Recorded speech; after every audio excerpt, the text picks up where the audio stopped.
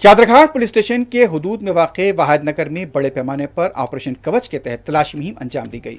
Commissioner police VC Sajjanar की हिदायत पर डीसीपी किरण खारे प्रभाकर की निगरानी में यह मुहिम अंजाम दी गई।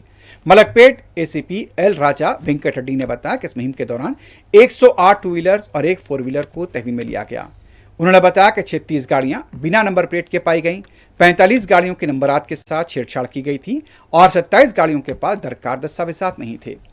एसीपी ने बताया कि बास मुश्तबा अफराद की भी जांच की गई है। इस मौके पर नौजवानों की काउंसलिंग भी की गई।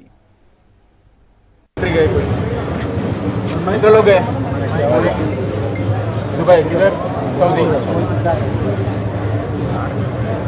सऊदी के। आप बोलो उधर कैसे रहता है, कैसे डिसिप्लिन रहता है? डिसिप्लिन बहुत अच्छा रहता है।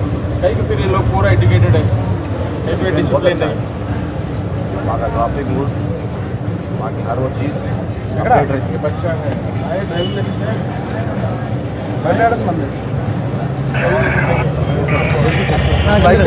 बाइक इसको भी डर नहीं है।